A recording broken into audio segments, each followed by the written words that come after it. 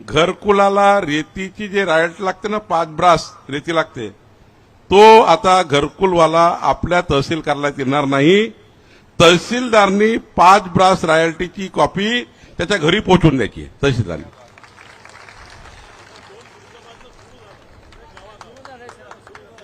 सुरू झालं. आता घरकुलवाला तहसील कार्यालयात येणार नाही. तहसीलदार त्यांचा तो पटवारी, त्यांचा तो ग्रामसेवक, तो घरून जाऊन त्याची रॉयल्टी नेऊन दिली. भाऊ तू घे 5 ब्रास, आणि त्याला कुठल्या घाटावरून उठलाची त्याचं नाव लिहिन, या घाटातून घेऊन जा. महिनाभराच्या आत, महिनाभर वेळ दिला. आम्ही तहसीलदारच्या माध्यमातून त्याला रॉयल्टी देऊ आणि तो कुठल्याही घाटावरनं घेऊन यायची. पण त्या घरकुलवाल्यानं त्या रॉयल्ट्या विकू नका. नाही तर काही घरकुलवाले 5 ब्रास विकून टाकते मार्केटमध्ये, आणि तुम्ही घेऊन जा म्हणते मार्केटवाल्यानं, मग म्हणते मला रेती नाही भेटली. दुसरा निर्णय काय घेतला आपण, अशी जी तुम्हाला महत्वाचा निर्णय घेतला 30 तारखेला, त्याच्यामध्ये गावातलं कोणतंही घर बांधायचं असेल, आता घरकुलवाले झाले, पण गावातलं घर बांधायचं असेल तर काय कराल? घरकुल सोडून गावातलं घर बांधण्यासाठी काय केलं माहिती आहे का तुम्हाला? काय करून दिलं? आता तहसीलदार तुम्हाला 600 रुपये दिले, समजा 10 ब्रास लागते, 20 ब्रास लागते, 25 ब्रास लागते, तहसीलदार तुम्हाला रॉयल्टी देईल आणि तुम्ही आपलं घर गावातले बांधू शकाल. आता तुम्हाला त्या ठिकाणी ऑनलाईनची त्या ठेकेदाराकडे जायची गरज नाही. कुणाकडे? समजलं का? वरच्या लोकांना. डॉक्टर साहेब, तुम्हाला कळमेश्वरी घर बांधायचं असेल, तुम्ही तहसीलदारकडे रॉयल्टी मागायची. तहसीलदारनं तुम्हाला डायरेक्ट रॉयल्टी 600 रुपये एका रॉयल्टी ब्रासची. तुम्हाला पैसे लागणार, घरकुलाला पैसे लागणार नाही. आणि मोठ्या माणसाला पैसे लागले पाहिजे ना. त्यांनी 600 रुपये रॉयल्टी भरायची. कुणा ठेकेदाराकडे जायची गरज नाही. डायरेक्ट आपलं घर तहसीलदारला रॉयल्टी मागायची. तहसीलदार तुम्हाला 10 ब्रास, 15 ब्रास, 20 ब्रास, जेवढं घराला रेती लागते तेवढी रेती तुम्हाला तहसीलदार उपलब्ध करून देईल घरमालकांना, गावातल्या घरांना. आणि तिसरं काय सांगितलं?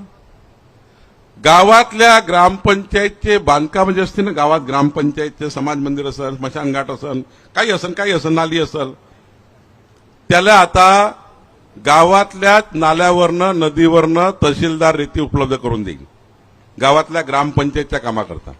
त्यालाही ठेकेदाराकडे जायची गरज. समजलं का? तुम्हाला समजलं का? माझ्या तहसीलदारला समजलं का? खलाटे समजलं का? समजलं ना? म्हणजे काय झालं? गावातले जे बांधकाम आहेत ना, अंगणवाडी बांधकाम, जे काही बांधकाम मंजूर झाले, त्यांना डायरेक्ट रॉयल्टी. सरपंच खुश झाले. समजलं का तुम्हाला? आणि चौथा निर्णय घेतला, यानंतर कोणताही नाला खोदा, पण नाला खोदलेलं मटेरियल पांधन रस्ते बांधकामाकरता पूर्ण वापरून टाका. पांधन रस्ते बांधकामाकरता इकडे नाल्याचं खोलीकरण करायचं, आणि जेवढं मटेरियल निघलं ते घरी नाही न्यायचं. कुठं टाकायचं? पांधनवर. या तालुक्यातल्या सर्व नाल्याचं खोलीकरण केलं पाहिजे. कारण पावसाळ्यामध्ये त्या ठिकाणी नाले उचड झाले, गावागावात पाणी घुसतंय. पुढच्या वर्षीपर्यंत खलाटे संपूर्ण नाल्याचं, मी तर म्हणतो नाले जोडो अभियान करा. आशिष देशमुखजी, तुमच्या या विधानसभेतले नाले एकामेकाला जोडा, जेणेकरून एका नाल्याला पुराला, दुसरा नाल्यात पूर्ण आला तर नाले पाण्याची लेवल होऊन जाईल पूर्ण. आम्ही कामठी विधानसभेत केला 60 कोटीचा प्रकल्प. नाले एकामेकाला जोडले. मौदा तालुक्यात एका नाल्याला पुराला तर दुसऱ्या नाल्यामध्ये ज्यात पाणी तिकडे चाललं जाते. नाले जोडो अभियान केलं. संपूर्ण पुढच्या काळात जर मायनिंगचे पैसे वापरायचे असतील, अशी जी संपूर्ण नाल्याचं खोलीकरण करा, आणि जेवढं मटेरियल निघते या तालुक्यातले संपूर्ण पांधन रस्ते चांगले करून टाका. जेवढं मटेरियल निघल, गडगडा निघल, रेती निघल, माती निघल, काही गरज नाही रॉयल्टीची. फुकट दिलाय, फुकट करून दिलाय. परत तुम्हाला समजलं पाहिजे, वरच्या लोकांना खालच्या लोकांना. पण ते सर्व GR काढल्यावर समजणारच नाही की सरकारनं काय केलं. आता समजलं? तुम्हाला समजलं नाही का? अभियान आहे, चर्चेचा दिवस आहे आपला. म्हणजे पांधन रस्त्याला गडगडा, नाल्याचा फुकट, घरकुलाला रेती फुकट घर बसल्या. त्यानंतर गावात बांधकाम करायचं असलं तर तहसीलदारकडनं आपली रॉयल्टी घेऊन जायची. आणि ज्या तहसीलदारनं कोणी सांगितलं मला पैसे पाहिजे वरून 600च्या वर, 600च्या वर जर पैसे मागितले तर काय करा? हा 600 रुपये आणि 60 रुपये 660 रुपये द्यावं लागते एका रॉयल्टीचे. तुम्ही 10 घर बदल 10 रॉयल्टी मागितल्या 6,607च्या भावाने 10 रॉयल्टीचे 6,600 रुपये झाले. याच्या वर मागितलं तर काय करा. फक्त एक 9049 4040 वर मासे टाकायचा. हा आमचा तहसीलदार पटवारी आराय आम्हाला वरून पैसे मागून राहिला.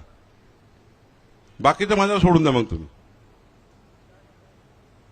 गरीब माणसं देवेंद्र फडणवीस सरकार, आमचं सरकार, आशिष देशमुखाचं सरकार, डॉक्टर पोद्दाराचं सरकार हे समाजाच्या शेवटच्या व्यक्तीच्या कल्याणाकरता आलेलं सरकार आहे.